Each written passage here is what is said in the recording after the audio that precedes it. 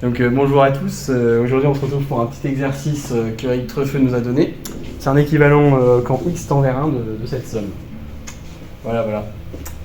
Donc mettez pause si vous voulez exercer votre intuition ou je ne sais quoi. C'est parti. Ok, donc déjà on va essayer de passer à la version intégrale. On va passer à l'analogue de la somme. On va lui demander si on est capable de calculer cet équivalent-là.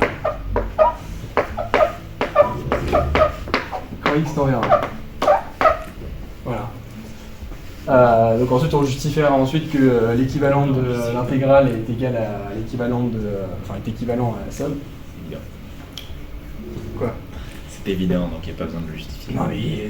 Gros, c'est juste une fonction croissante, vas-y, c'est bon. C'est bon. Donc déjà on va justifier que ce truc ça converge. Parce que c'est vrai que là, déjà même ça pourrait ne pas converger. Bon. Si, c'est évident. X c'est le petit cœur. Donc on va écrire ça là, sous la forme intégrale, sous la forme exponentielle, pardon. On va voir ça. Bon là on a x qui est strictement plus petit que 1, donc on va faire apparaître 1 sur x ici pour avoir quelque chose de positif. Voilà. Et ensuite ça, c'est plus petit que l'exponentielle de moins t, ln de 1 sur x. Voilà. Tout simplement parce que t est plus petit que q puissance t. Bref. Voilà.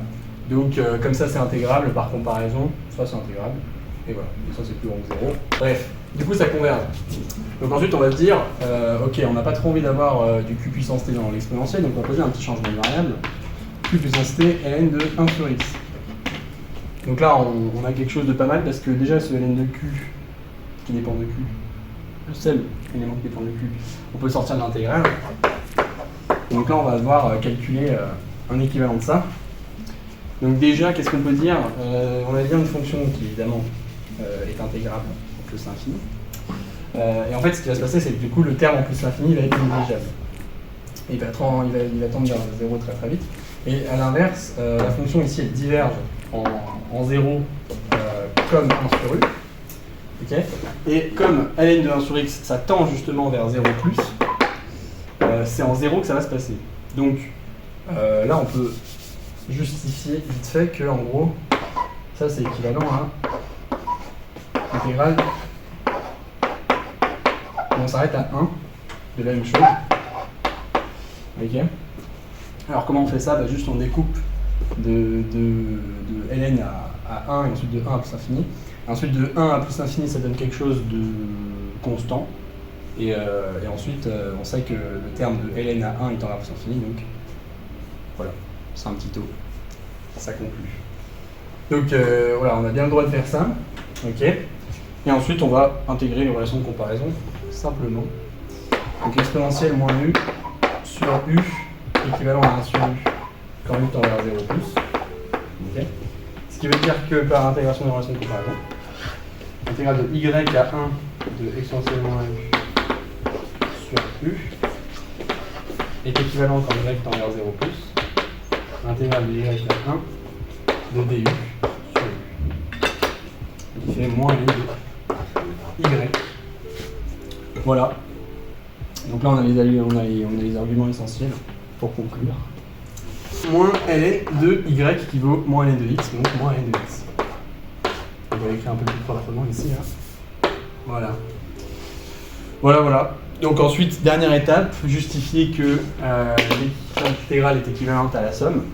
Donc en fait tout ça, cette petite équivalence là, elle va venir assez naturellement on va dire. Pourquoi? Parce qu'à x fixé, okay, on a la fonction qui a t à ceci, x puissance q puissance t, qui est monotone. Bon du coup voilà, comme on a la monotonie, ça va être assez naturel, une petite comparaison série intégrale. Le problème c'est juste les termes au bord quoi. Voilà, donc on a ça. Ensuite, on va intégrer de n à n plus 1. On va sommer jusqu'à grand N, pas sauvagement. Si, c'est comme ça. Pas sauvagement. C'est grand N plus 1. Et là.